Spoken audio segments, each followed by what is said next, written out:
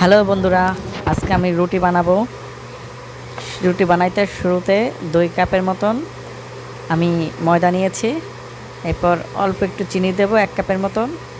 তারপর হাফ চামচ ঘি, অল্প একটু সয়াবিন তেল, তারপর ইস্ট দেব অল্প পরিমাণ 1 কাপের 4 ভাগের 1 ভাগ।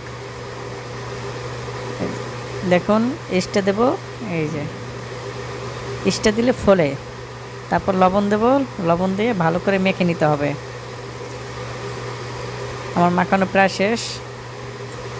এবার পানি দিলেও হবে, তবে আমি দুধ দিয়ে দেব। আপনারা চাইলে পানি দিতে পারেন। এবার ভালো করে মাখিয়ে নেব। দেখুন এভাবে মাখিয়ে নিয়েছি।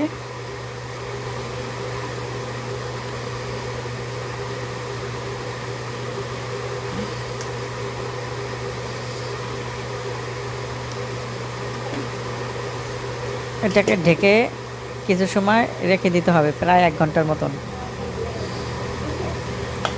দেখুন এবার কি সুন্দর ফুলে গেছে। 1 ঘন্টা হয়ে গেছে। এবার এটাকে বেলে নিতে হবে, সুন্দর করে বেলে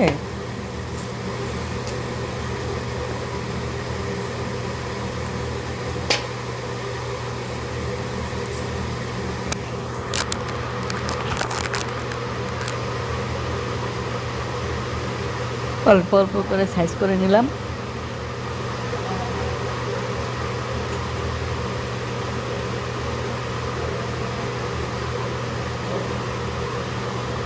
এবার এটাকে বেলে নেব।